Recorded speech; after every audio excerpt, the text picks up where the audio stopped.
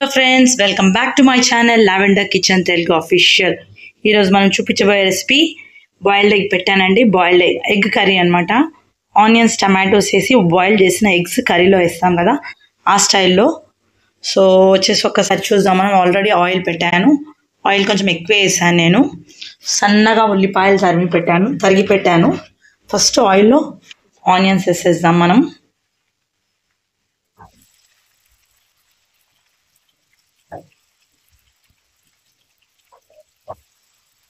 ఒక ఫోర్ తీసుకున్నాను.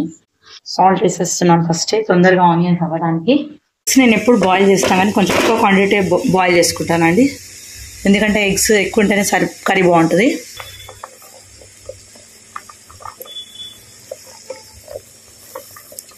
కొద్దిగా సాజీరా వేస్తున్నాండి. నేను ఏమి వేయట్లేదు మసాలాస్, రా మసాలాస్. 2-3 పచ్చిమిరపకాయలు వేసాను. 3 పచ్చిమిరపకాయలు వేసానండి. పసుపు వేసుకోవాలి. పచ్చిమిరపకాయలు కొంచెం ఎల్లిపాయలు వేసి పేస్ట్ చేశానండి. దాన్ని దీంట్లో వేసేస్తాను. పచ్చి వాసన వెళ్తుంది కదా, కర్రీ బాగుంటుంది పచ్చిమిరపకాయలు పేస్ట్ చేస్తే. మొత్తం వేసేస్తున్నాను ఇది.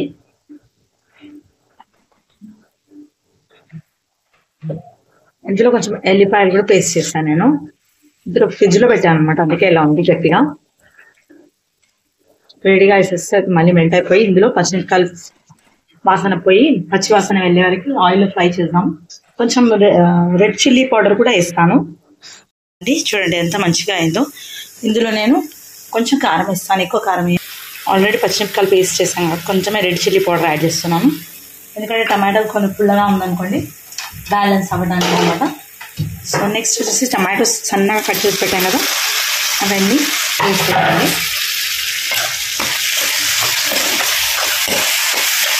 ఇందులో మీరు మెంతం కూర ఉంటే వేసుకోండి, చిన్నదైనా పెద్దదైనా మెంతం కూర ఉంటే యాడ్ చేయండి, చాలా బాగుంటుంది టేస్ట్.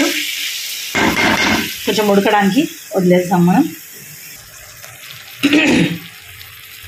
ఏంటంటే కట్ చేసి కొన్ని టమాటోస్ వేసాను కదా, ఇప్పుడు ఇలా ఉడికించుకొని తర్వాత ఉడికించడానికి పెట్టేశాను. కొన్ని టమాటోస్ మిక్సీలో వేసాను. ఇలా ఏంటంటే కొంచెం గ్రేవీలా వస్తుంది, కలుపుకోవడానికి కర్రీ కూడా బాగుంటుంది అన్నమాట. మొత్తం అలా రుబ్బి వేస్తే బాగుంటుందని కొంచెం అలా చేశాను. సో ఇలా చేయడం వల్ల ఏంటంటే కలుపుకోవడానికి బాగుంటుంది, గ్రేవీ వస్తుంది, టేస్ట్ కూడా బాగుంటుంది అనమాట. చూడండి, సో మనం వేసిన పచ్చికారం, కారం పొడి సరిపోతుంది దీనికి. బాగా ఉడికి ఇందులోంచి ఆయిల్ రిలీజ్ కావాలి. సాల్ట్ కొంచెం తక్కువగా ఉంది నాకు, సాల్ట్ వేసేస్తాను. నేను కొద్దిగానే వేసాను కదా, సరిపోతుంది అనమాట. సో ఒక 5 minutes లీవ్ చేద్దాం మనం. ఒక 5 minutes లీవ్ చేస్తే ఆయిల్ మంచిగా రిలీజ్ అవుతుంది. అప్పుడు మనం ఎగ్స్ వేసేయచ్చు దానిపైనుంచి. చూడండి, కర్రీ ఆయిల్ రిలీజ్ అయింది. కరివేపాకు వేసాను, మీరు ఫస్ట్ కూడా వేసుకోవచ్చు, నేను ఇప్పుడు వేసాను. ఇంకోటి ఎగ్స్ అన్ని పొట్టు తీసి పెట్టుకున్నాను. నేను అన్నిటికీ ఘాట్లు పెట్టుకున్నాను. మీరు కావాలంటే ఇలానే వేసుకోవచ్చు, లేదంటే ఆయిల్లో కొంచెం లైట్గా షాలో ఫ్రై చేసి వేసుకోవచ్చు.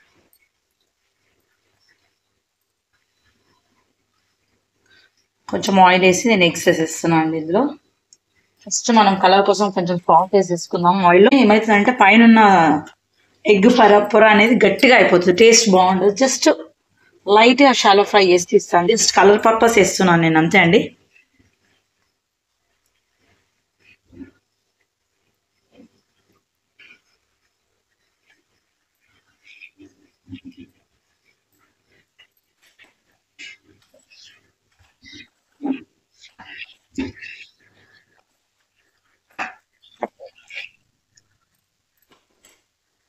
కొద్దిగా సాల్ట్ వేస్తాం మనం, ఎగ్స్కి సాల్ట్ పడుతుంది కదా.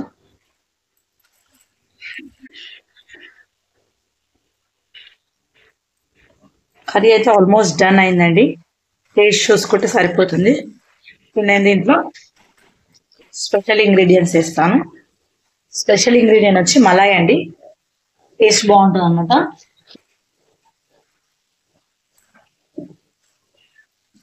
చూడండి ఆయిల్ ఎలా మంచిగా రిలీజ్ అవుతుందో. మనం పని చేద్దాం. నాకు ఎక్కువ ఏమంటారు, కూర అనేది గట్టిగా కావద్దు. సో నేను షాలో ఫ్రై కలర్ కోసం వేసాను అనమాట. ఆఫ్ చేసేస్తున్నాను నేను.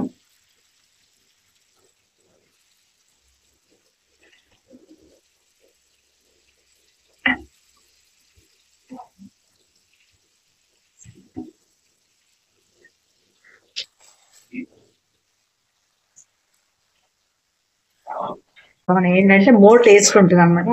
మలాయిలో రిచ్నెస్ ఉంటుంది కదా, సో కర్రీ బాగుంటుంది అనమాట. నేను ఎప్పుడు కొన్నిసార్లు మలాయి ఉన్నప్పుడైతే వేసేస్తుంటాను.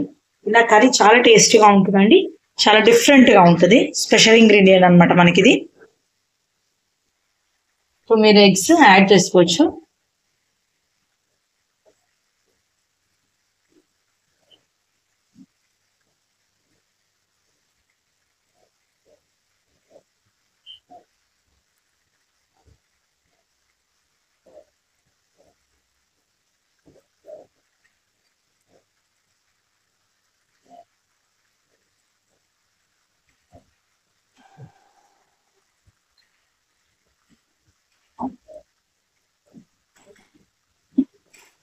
చూసారా కర్రీ ఎలా వచ్చింది, చాలా బాగా వచ్చింది.